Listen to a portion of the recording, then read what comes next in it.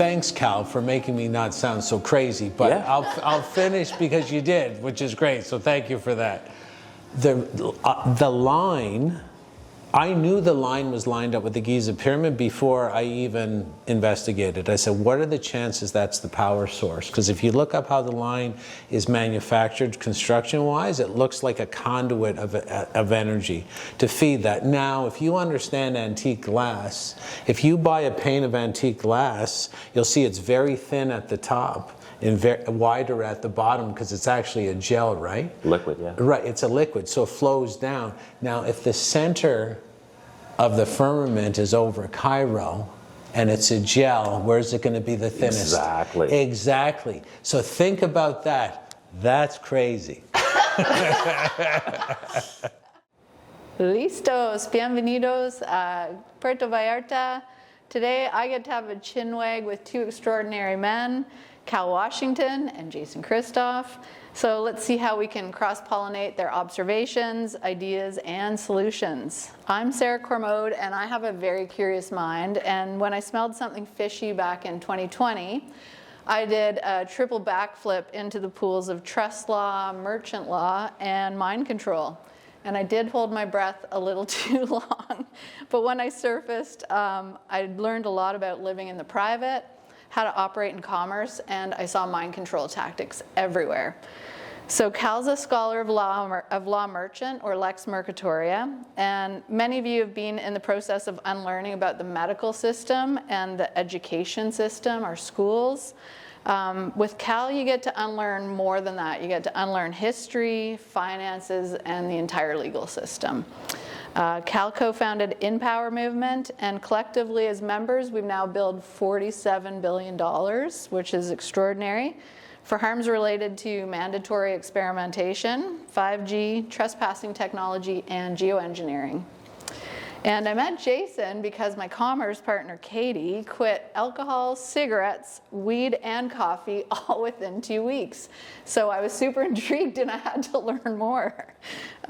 Jason Christoff is an expert in mind control. He's testified in the US Senate, the European Parliament, and the Romanian Palace of the Parliament. And he's trained me and Katie as coaches to support our clients in how to overcome self-sabotage. So congratulations on launching your movie last week, the Planet Mind Control. How'd that go? Well, it's going really well. Yeah. We broke our email collection system pretty quick because people have to dump their email in. So we got a lot more people coming in than we anticipated. That's excellent. And we're excited. It's something that for us to, as a species, to survive, we have to learn about mind control. So every talk at certain events talks about different issues, but they're all based on mind control, whether it's people that are taking the vaccine, or they're drinking, or they're smoking, or they're drinking coffee, or they're circumcising their infants. These are all mind control foundations or cornerstones. So if we do not address sort of the overall issue, the root cause, which is this very precise mind control application by the ruling group, I mean, some people can get out of the conundrum we're in right now, but I don't think the humanity will get out. So I've chosen mind control as my primary vehicle to try to help humanity. Awesome, I love it. And the beautiful thing about learning about mind control is we can actually use it for our benefit. And I think that's what we're evolving into, is like learning how to use those mind control tactics for our benefit instead of harming one another, right? Yeah, absolutely. Mind control is neither good nor evil. It's the sort of the heart of the magician that makes the difference. So I've used mind control myself to quit drinking, steroids, cocaine, and, just generally devilish behavior. Yeah. So, and it's very empowering, and you can tune into a different frequency once you program yourself to be rid of those toxins. So it's very important for the overall spiritual growth of the human to understand mind control and then use use it to your benefit to live a better life. And then what is the fixing of the gaze? Because that's, you mentioned the magic. It's an old magic trick. Yeah, the fixing of the gaze I talk about quite a bit. I did read it in a magic book from about, I think it was a magic book produced in the 1680s, and it really got my attention about 1680s. Yeah, it was like it was in the 1600s, and I was very curious about what this fixing of the gaze was. And it was just like a magician would have the person that they're trying to put under mind control fix their eyesight on a single point of attention. And what that does is it sort of disables the nervous system, because our defense system is sort of meant to sweep the horizon left to right to look for dangers. And then if you have them fix the gaze, it sort of bypasses that, or it signals the nervous system that that person isn't in an optimal position to defend themselves.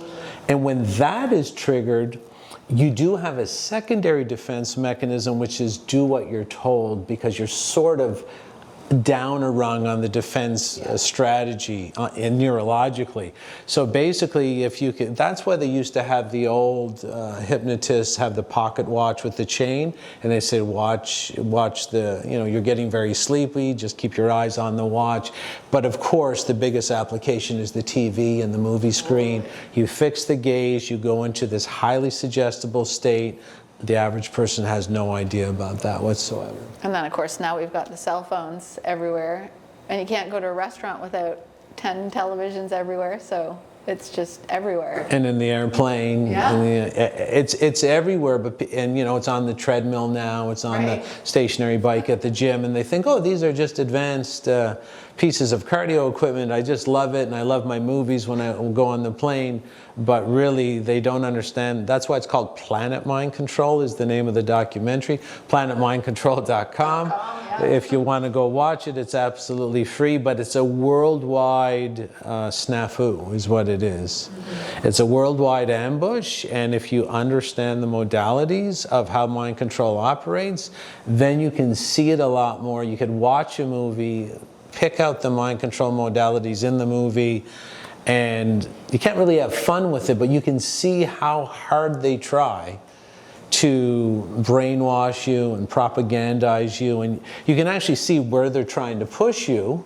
And I tell people all the time, if you want someone who's going to help you financially get to your goals, find someone who's a mind control expert, because all their agendas are laid bare, and you can see where they're trying to go, and you can lead the market.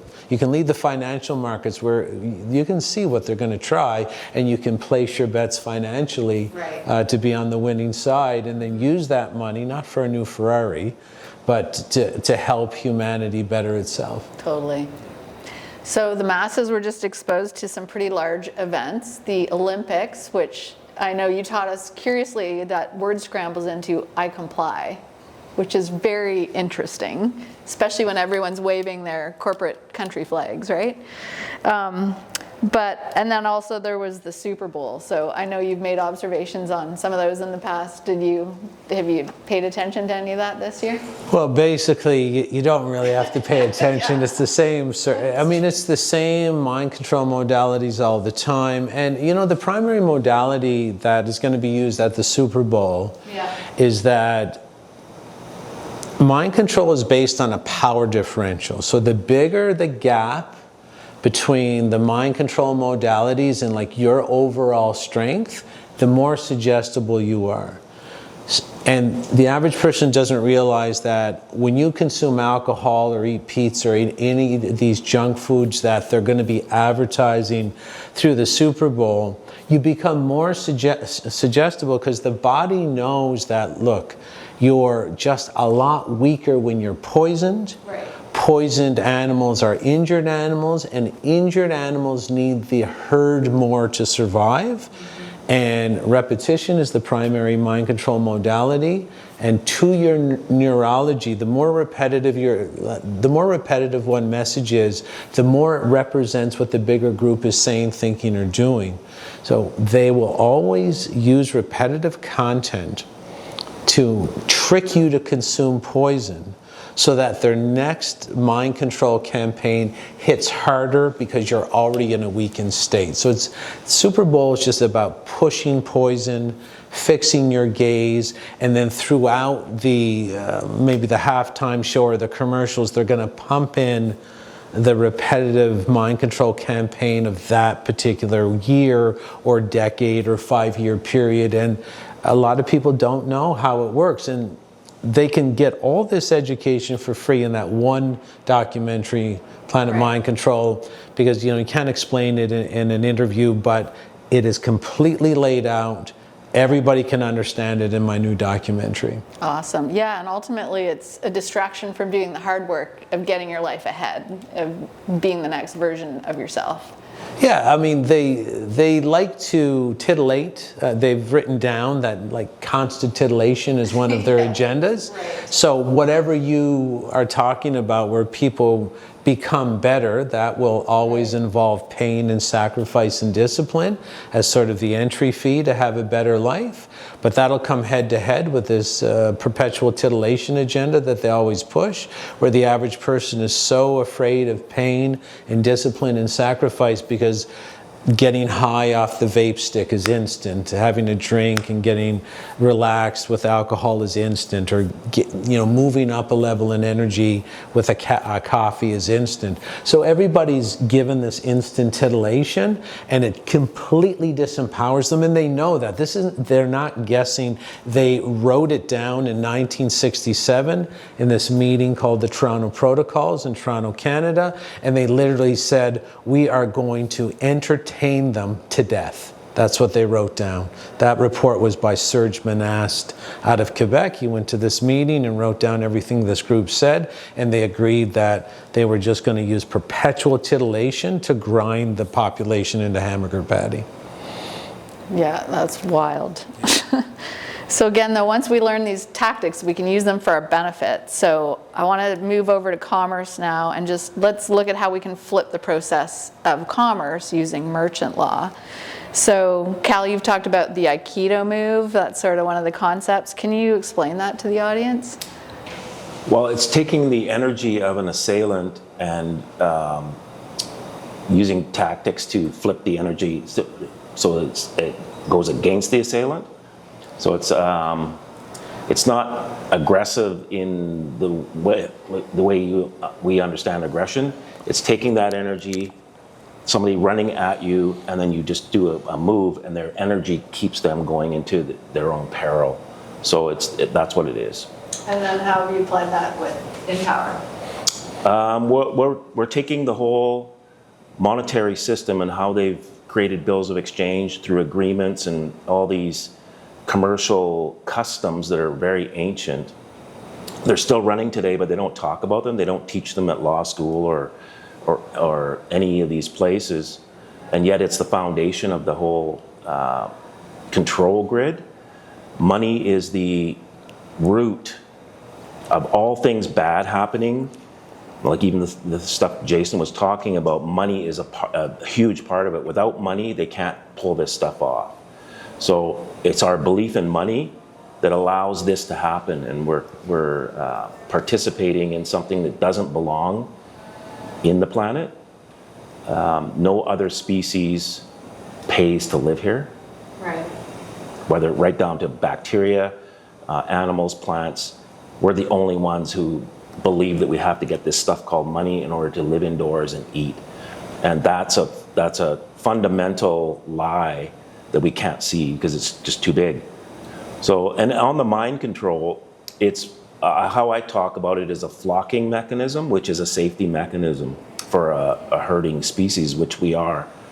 And if you get enough minds just in proximity, and then you drive a message into it, it doesn't discern the message because you're of one mind. And you'll see this in riots and any kind of football games. The crowd will rise up all at once, and you're not even thinking about it, and you'll be all yelling the same thing. And it's that mechanism. And so like the Super Bowl, you've got millions of people watching at the same time, and then they've got the flicker rates and all that stuff going on. So it's the flocking part that's that they really need to have happen, and but we can use that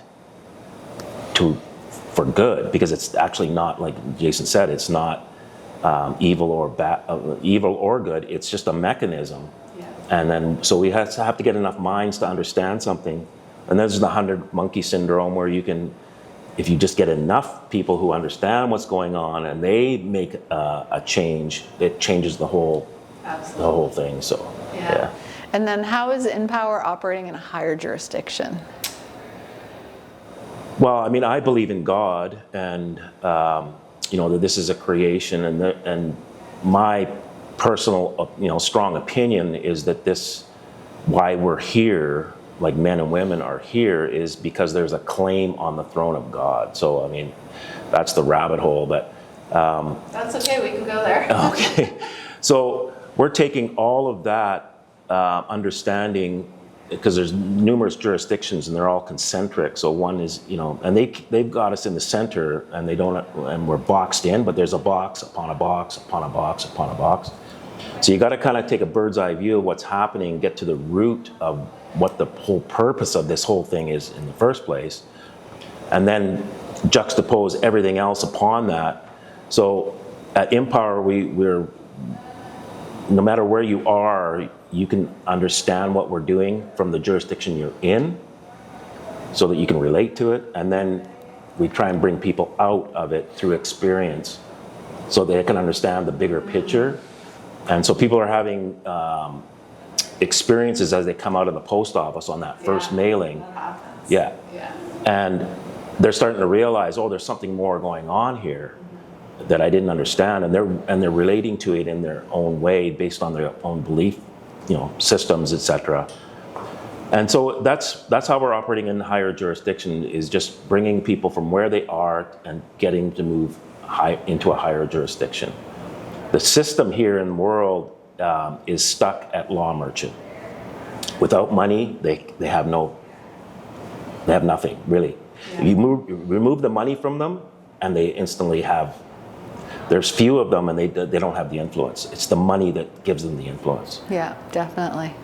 And then you mentioned like how some people are having that experience when they go into the post office. Do you have any stories to share about that? Yeah, everybody starts in some kind of fear, and we say it's okay. Absolutely, it's very normal. Yep. You actually, if you're not in fear, there might be something wrong with you. Exactly. So you start there, and then you work through all those anxiety things, and we've had people come out and their spine adjusts as they're walking out, and people have shaken, like vibrated for 2 days.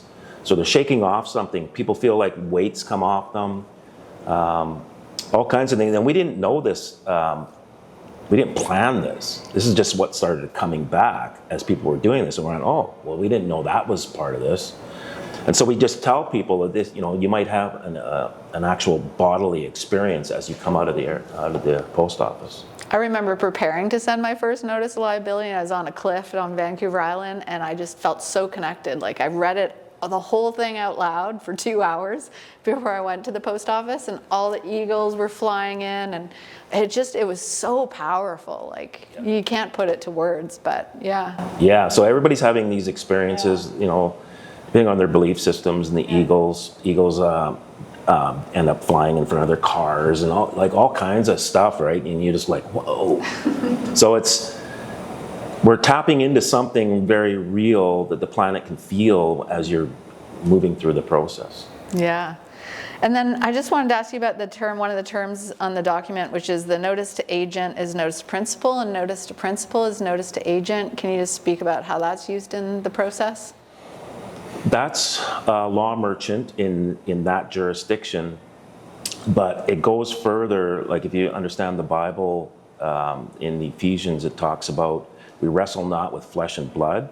So it's not a 3D thing, but we wrestle with principalities and powers, and so there's unseen influence in this whole whatever this is.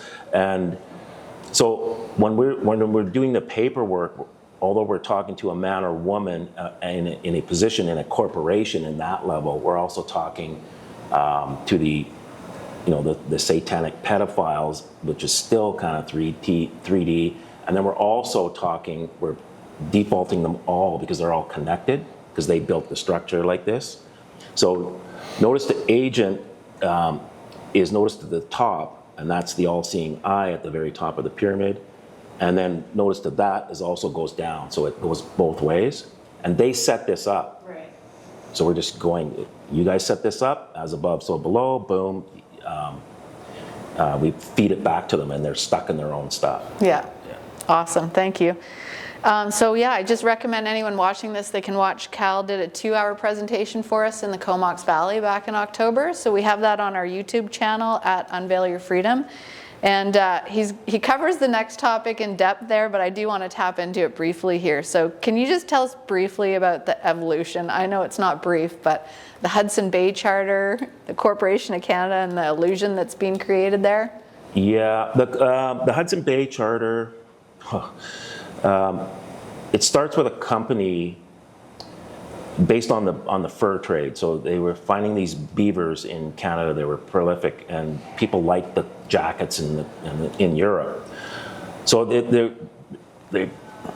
was this huge trade. So they formed this monopoly company with a charter that had a huge amount of land around the Hudson Bay. And so they had a full monopoly. They were allowed to make their own laws and enforce them. They had artillery, they had army, they had navy, the use of the Royal Navy, and they had courts. Right, they're allowed to have their own courts. They had courts. So to enforce the laws were not allowed to be repugnant to the common law, and these courts could hear civil matters, like between people, and criminal matters. So if you just read that charter and then you looked at what we live in today in Canada, it fits 100%. Yeah. And because that document was a perpetual succession document, it never did expire. It has no expiry date. And then it was surrendered to Queen Victoria back in 1870, just after they formed the Dominion in 1867. And the Rupert's Land Act was the surrender of this document. It looks like they formed the Dominion in order to get the document, which is written in the B&A Act. That's one of the purposes of the B&A Act. It's all there. You can connect the dots. Along with the gold rush in BC and all this stuff, it was. They basically got the charter back under the rule of the royals in Britain, and then just stopped talking about it and hid it. So then they removed the B&A Act in 1893. She removed the enacting clause, and then Trudeau tried to fix it in 1982 by calling the B&A Act another name called the Constitution Act.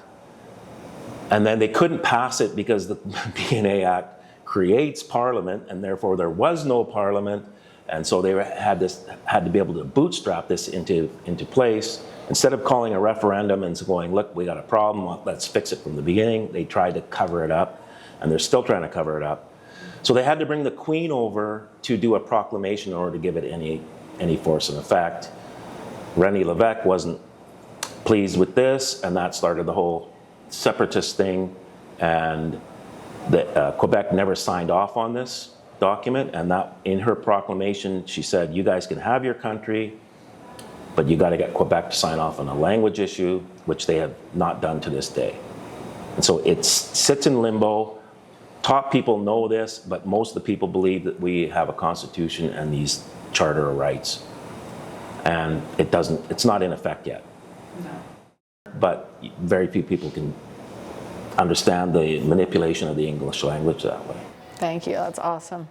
So yeah, I want to talk about words have power. So do you have any of your favorite examples of word magic you've been seeing? Well, in my documentary, I do go over this mind control trick, where there's they call him a mentalist, but he's a mind control expert. So his name is Max Major. And he's on the show America's Got Talent with Howie Mandel. So Howie Mandel thinks, I'm too smart to be put under mind control, I'm too worldly wise. And repetition is countered by the subconscious mind as a defensive mechanism outside our conscious awareness.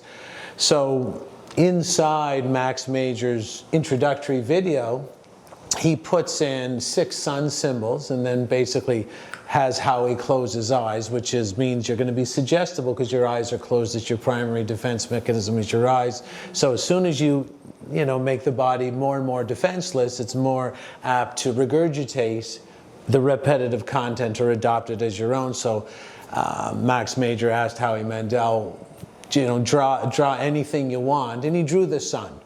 Right, which is exactly what Max Major had drawn 3 hours before, and he turned it around. It was the exact same thing. But that's not the word magic part. That was like a visual magic. Right, which also works. Which also works. This is anything repetitive. See, this the average person might not understand is anything repetitive. So it was obvious because Max Major actually unveiled the 6 hidden sun symbols as he wound down the show. And everybody's like, wow, like how does that work in our brain? But he didn't explain that. But what he didn't explain is he also asked Howie Mandel to pick any time on a watch, any time whatsoever. And so Max Major set the time. He hung it on a little stick that like facing away from the audience. He told Howie again, close your eyes. And see, a lot of people don't understand. That's huge. That's huge. Closing your eyes is huge. He probably wouldn't have guessed the same number. He said, pick any time on the watch, close your eyes, and Howie Mandel picked 4 o'clock. And then what do you know? It was the exact same time that Max Major set on the watch. But how he got Howie Mandel to pick that time was when he was coming out and doing this introduction, he used the word perform, performance, comfortable, before, and he actually used the word for. Well, they all have 4 in them, right? No matter how they're spelled. No matter, and comfortable has 4 in it, performance has 4 in it, performing has 4 in it, and anybody can do this. You could put fortress or fortify or formula, and basically the subconscious is like trying to keep you safe, looking for the repetitive content. So that's word magic, is that whatever's repetitive in the environment, even in a weird way, because that's weird, is that it's 5 phonetic 4s, some of them hidden in other words. That's bizarre. Maybe the sun people could understand, but picking out the word for inside other words, that's how dedicated your subconscious is to your survival. Exactly. And so he picked the 4 o'clock on the watch, but how do words like the Queen, when she changed a metric and said, we're not going to do inches anymore, or pounds, we're going to do kilometers, kilograms, what do you think we're downloading there, right? Not a very good program. Not a good program, and they know it because, of course, they're good with the word magic. They're the originators. I mean, I have my own idea of where the royals are from. I talk about it quite a bit. They're the originators of this mind control, and even like medical, right? Medical or media, like the phonetic me die is in the word. I mean, the me die is right there, or dialysis. Or everyone's trying to seek a diagnosis, and I'm like, I would like a livinosis, please. Right, livinosis, but we can't, right? I mean, this is, see, they know. So you can see people like, that's really funny. Howie Mandel picked the 4 o'clock on the watch, but they use this word magic in a lot of our regular language to either confuse us or to program us. And these are documented tactics that influence human behavior throughout history, and they just wrote it down and passed it down to their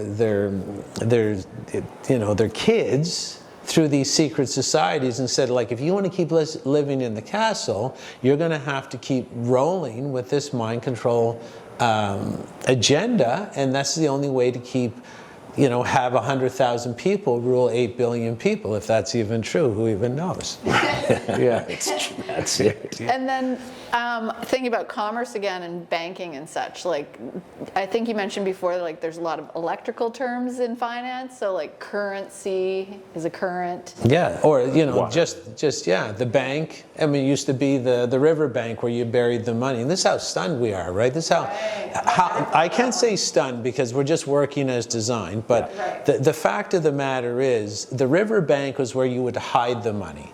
So these pirates, which they are, they're Phoenician pirates, and they said, let's call it the bank, but they're going to come in and give us the money. They're not going to bury it. We're just going to take their money and say, well, the pirates were like laughing how easy it is to program these people. So the pirates own the banks, and they name it after, and they call it the counter. Like, it's like, they're counting your money. Right? They're going to count your money. You're going to give them the money. And even money, as an electrical term, in ancient lore, M-O-N just means the moon, right? It means the only one. And money, E is the magical fifth element called electricity. So money means the only one. Electricity means the only and one electrical current. Right? Wow. Yeah. And we need the electricity to live, and we're giving it to them. They're stealing it or weaponizing it against us so that we can't develop any more currency on our own, any more power, any more charge. That's what they say, who's in power, who's in charge? It's the person with the money. Yep. And gold, of course, or silver, what do they conduct better than anything else? Copper, gold, silver, electricity. It's some kind of weird electrical system in the money flow. I mean, Cal knows as well from the financial side. Well, and I remember you were mentioning too, like adding that E at the end is the electrical charge they're kind of adding to the end of it. And I was reading the Hudson Bay Charter, geeking out on that, and I was noticing like all the old language, the old English, and all the words had E at the end, like air, realm, soul, seal, like the Great Seal of Canada. Yeah, even the word heir, when they do their swearing-in ceremony in the Canadian Prime Minister, they give allegiance to the royal family and their heirs. Right. But the air is known to be an electric soup as well. It's the ether. That's what the magical fifth element is all about. And so when they say, I'm going to give allegiance to the air, I mean, basically they're admitting that there's a vibratory essence of the royal family in the air. And this is very common where they spell it differently. So excuse me that you don't pick it up like 2, 2, and 2 or wood and wood. They spell it differently, but it has the same essence. Like there's some kind of original Wi-Fi, and by calling them your heir, it's sort of like the children to come. They realize there's a vibratory essence in everything, and when we conceive, it's going to be drawn out of the ether, and that's going to out of the air, out of the Wi-Fi. Yeah.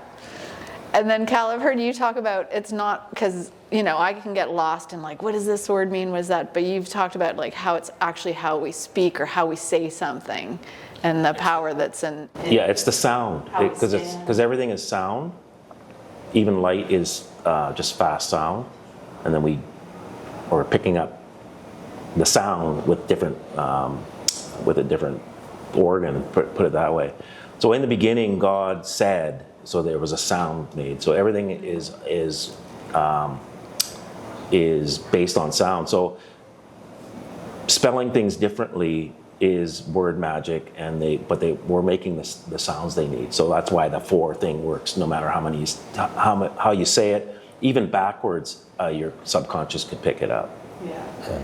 And then we've also talked about how they changed the alphabet, which changed the entire Bible, right? And changing V's to W's and. Yeah, they did that, and it coincidentally changed every verse in the Bible.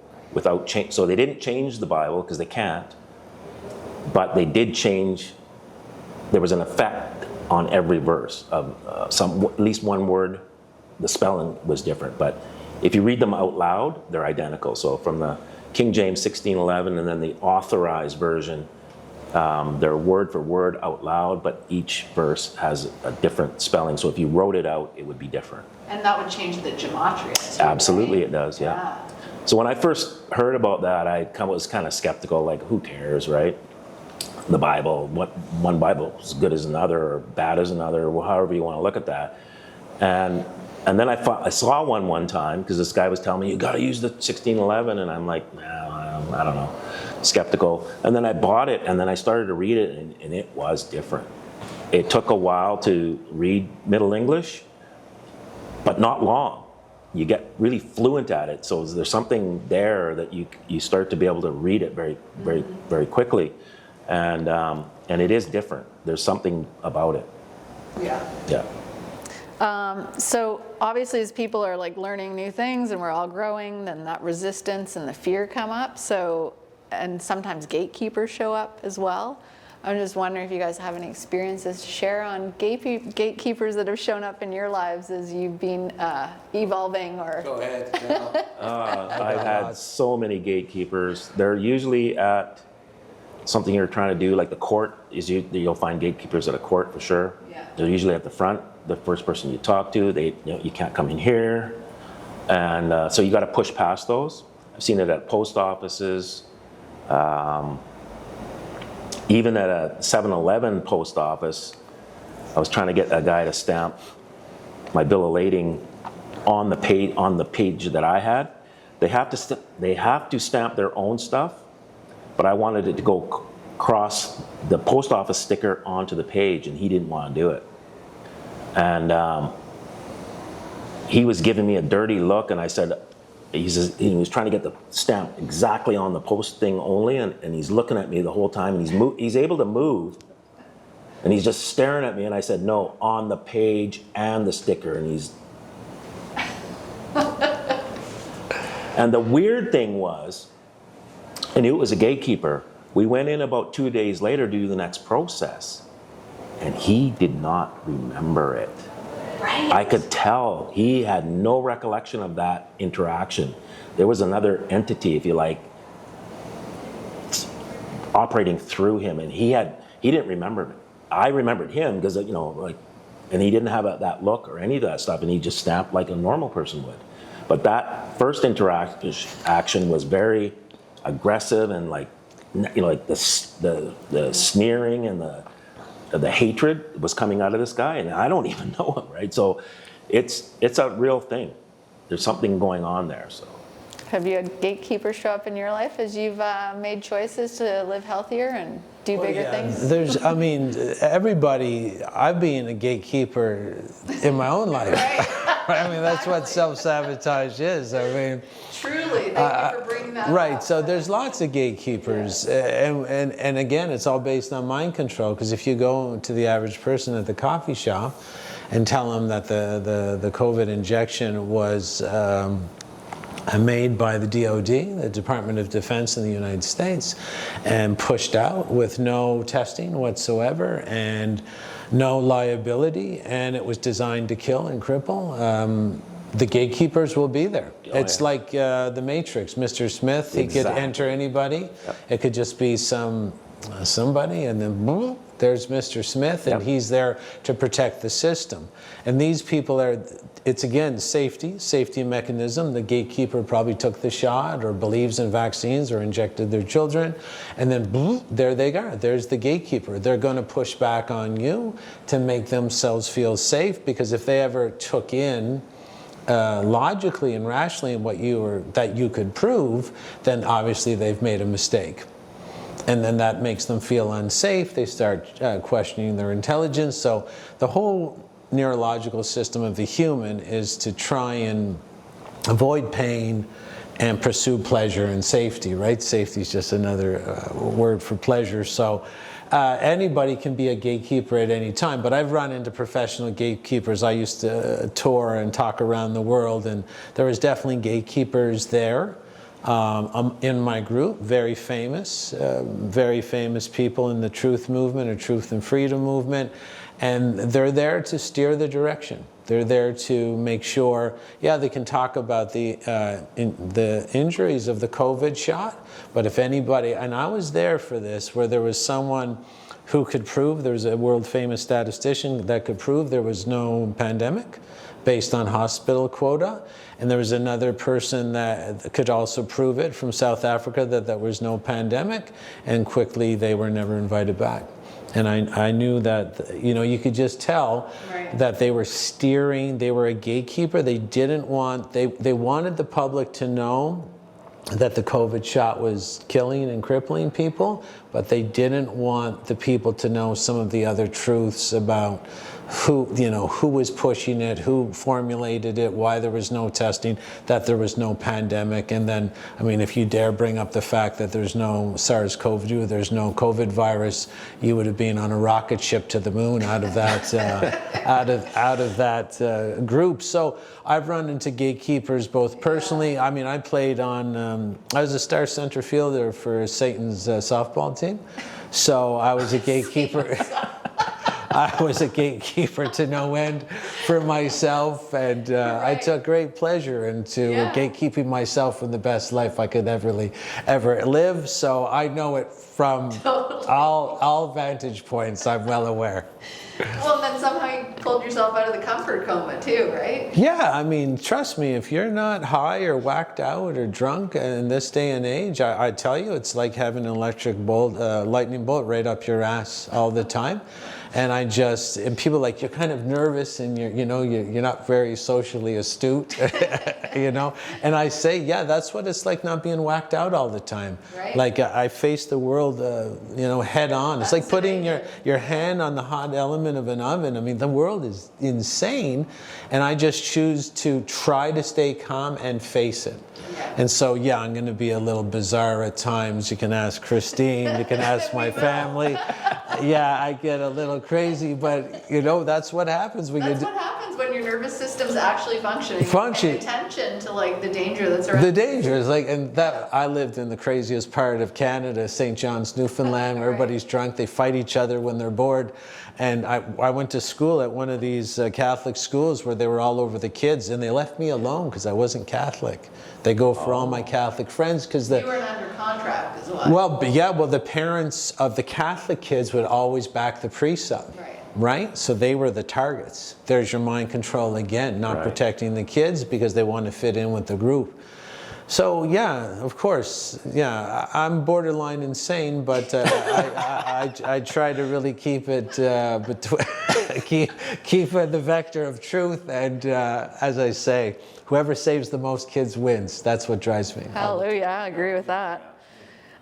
So I just want to think about envisioning the world that we do want. So I just have a couple questions here. Like, what could this place be if we did remove that overlay of fear, division, and confusion?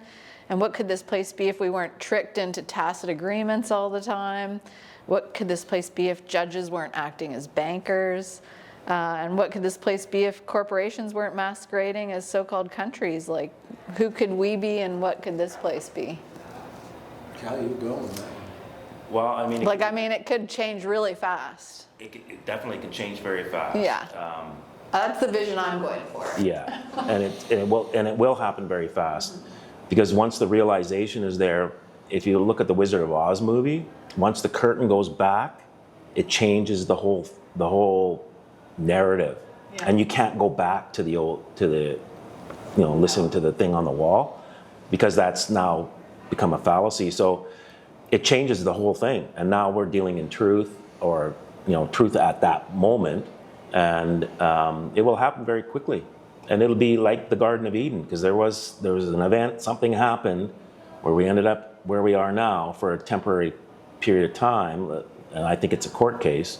And once that court case is finished, we're going back to what the original idea was, whatever that is. And we can't see it because we're in like a womb state, and a fetus doesn't know that there's an outside as it's forming.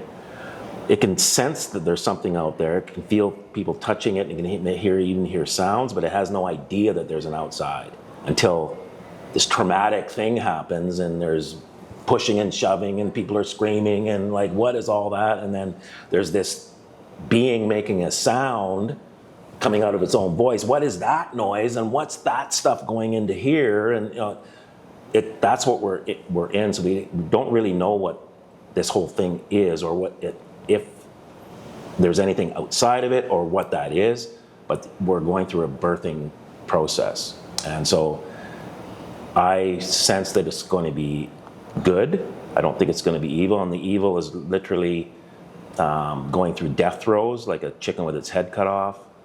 And you know, one of my friends said, if you've never seen a chicken with its head cut off, you'd think you can't kill a chicken because it's still running around, right? And blood's going all over the place. But if you have seen it, then you'd kind of know. So I think they're in death throes, and we're about to move to something really, really great. So, What do you think, Jason?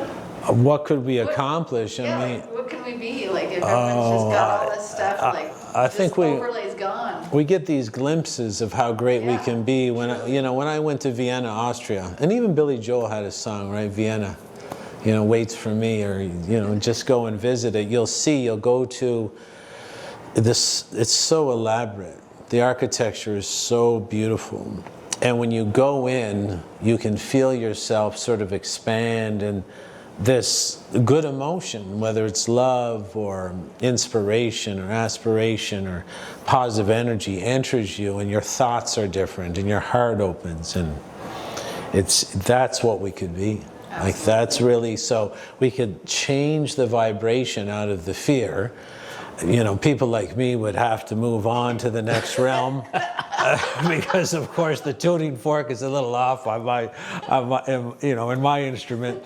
But I would gladly welcome the opportunity to try to retune to something loving and not fear-based, of course. But everybody's got their job in the rehabilitation of the earth. But you can feel when you go to these amazing places with amazing energy, and it could be like that all the time. And then whatever God's Wi-Fi, I tell people God's Wi-Fi will find you, because you'll have a frequency match to that beautiful tone or frequency, and you'll be downloading what is needed to uplift humanity and save everything. I mean, evil is live spelled backwards, devil is lived spelled backwards. So anything that enhances life and protects life, when the big shift comes, we'll pick that up automatically, and everybody will be controlled by God's Wi-Fi to enhance life and enhance happiness and